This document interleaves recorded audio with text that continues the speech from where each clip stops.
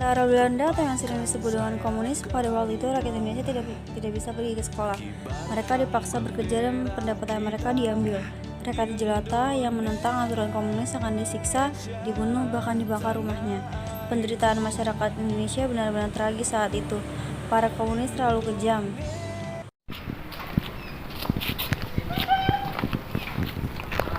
Aduh, panas, capek.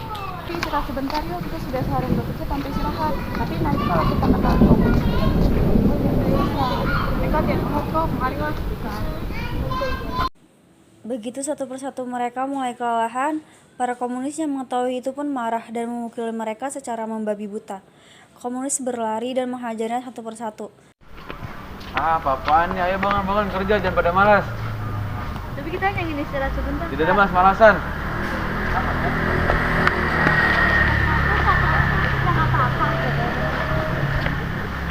Hei kamu, manja sekali, dasar perempuan lemah tidak berguna, bisanya menjuisakan saja. Ayo cepat kerja lagi. Tapi kami perempuan Pak, kami sangat lelah, biarkan kami istirahat sebentar. Pasti nanti kami akan bekerja kembali. Mau cari mati ya? Cepat bekerja. Baik Pak. Malah tidur-tiduran. Cepat kerja lagi. Ampun Tuan. Sementara yang lain disiksa dan masih dalam ketakutan dan mengerjakan sawah yang mereka garap, masyarakat ini mulai muak dengan tindakan komunis. Mereka menginginkan kemerdekaan dan menantang penjajah. Namun, apa boleh buat, mereka tidak punya pemimpin yang bisa menuntun mereka untuk melawan penjajah. Tetapi, mereka tetap berjuang mempertahankan kemerdekaan termasuk anak muda bernama Nobita. Lagi mereka terlalu kejam. Iya, mereka sangat kuat sekali saja kita melawan, matilah kita. Aku pilih gimana kalau misalnya para komunis datang lagi buat kerusuhan, kita buat kerusuhan juga. Kalau dulu kita bikin perlawanan. Wah, aku setuju banget nih. Aku juga setuju sekali.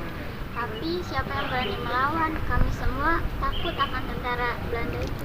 Betul sekali. Ya Nobita lah, ya Nobita. Gimana kalau kamu jadi umpan pas pemerintah udah jadi kamu tantang mereka dengan begitu, kamu otomatis anda. Aku tapi kita harus apa? Ya sudahlah, biar kita diperbudak terus oleh para pemerintah. Ya deh, tapi begitu aku dibawa dan sekat sudah aku ya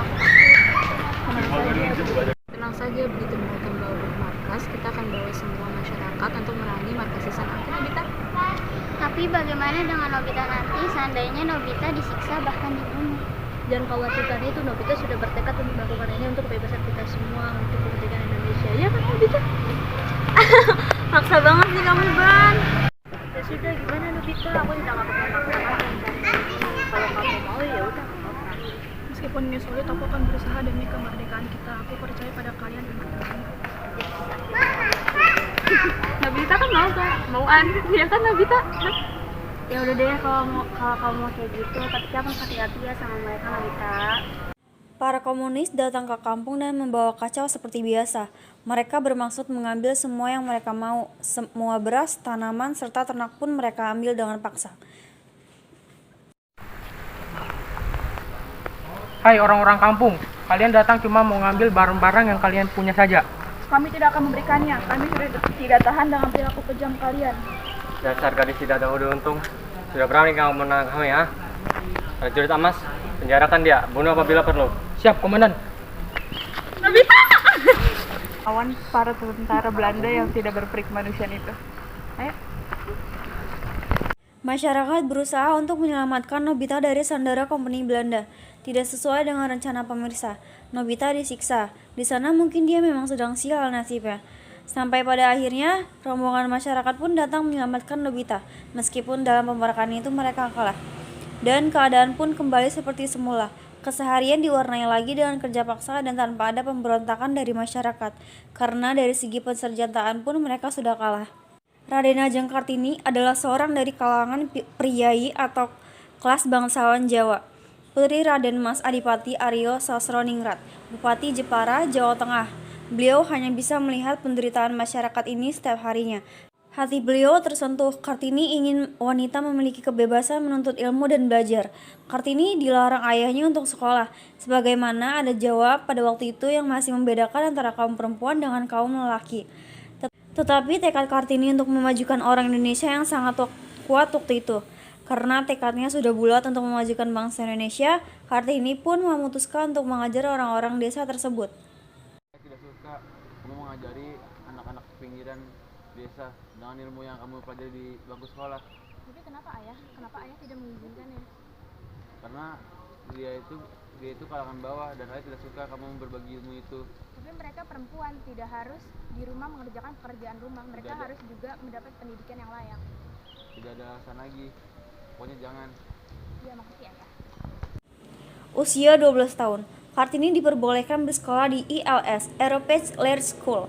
Di sini antara lain Kartini belajar bahasa Belanda dan ilmu lainnya.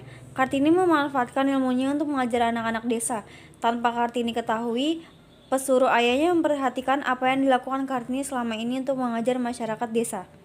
Negeri ini tidak heran para pendahulu menyebut negeri ini negerinya surganya rempah-rempah.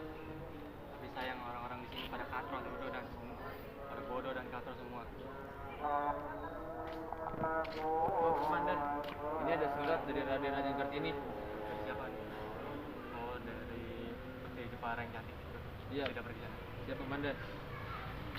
Setelah Kartini menyelesaikan pendidikannya di Europees Leer School, Kartini bertekad untuk menentang kolonial Belanda yang bernama Van den Burg, agar tekadnya untuk memberikan hak yang layak untuk rakyat Indonesia, termasuk kaum wanita dalam Wahai penjadi yang sombong, tentang kau beradu ilmu dengan apabila aku menang, maka kau berjanji bahwa kaum wanita di negeri ini berhak mendapatkan ilmu pendidikan yang layak. Apabila aku kalah, maka aku rela menjadi istrimu. Tunggu di lapangan dekat balai desa dari Kartini. Aku akan menantangmu untuk memain tebak-tebakan supaya bisa tahu siapa di antara kita yang menang. Baik, silakan mulai. Oke, 2 tambah 2 berapa? Itu mudah sekali. 3 bukan? Ah, kamu sebenarnya bisa berhitung atau tidak? Masa pertanyaan seperti itu aja tidak bisa?